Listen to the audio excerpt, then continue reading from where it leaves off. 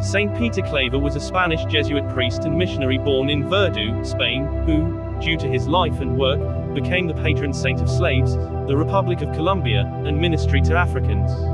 During the 40 years of his ministry in the New Kingdom of Granada, it is estimated he personally baptized around 300,000 people and heard the confessions of over 5,000 people per year. He is also patron saint for seafarers. He is considered a heroic example of what should be the Christian praxis of love and of the exercise of human rights. Claver was born in 1580 into a devoutly Catholic and prosperous farming family in the Spanish village of Verdú, Urgel, located in the province of Lleida, Spain, about 87 kilometers from Barcelona. He was born 70 years after King Ferdinand of Spain set the colonial slavery culture into motion by authorizing the purchase of 250 African slaves in Lisbon for his territories in New Spain. Later, as a student at the University of Barcelona, Claver was noted for his intelligence and piety.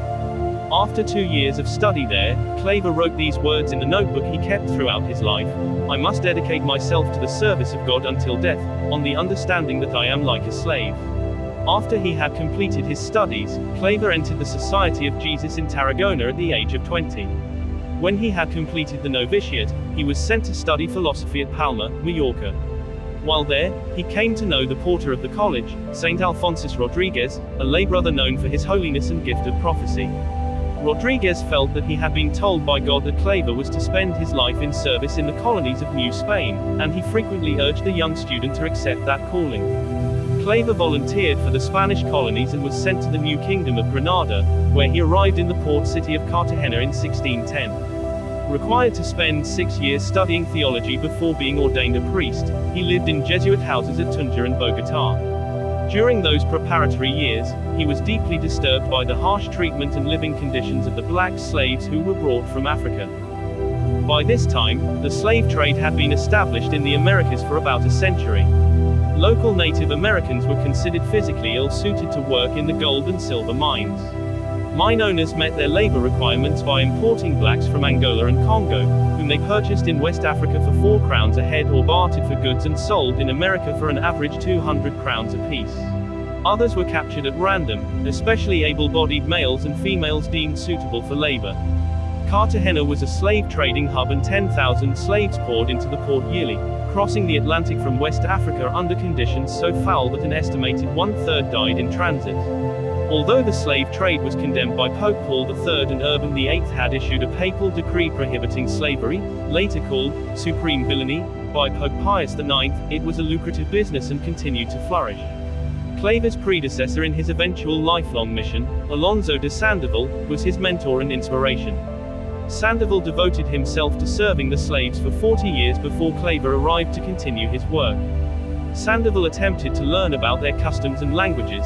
He was so successful that, when he returned to Seville, he wrote a book in 1627 about the nature, customs, rights and beliefs of the Africans.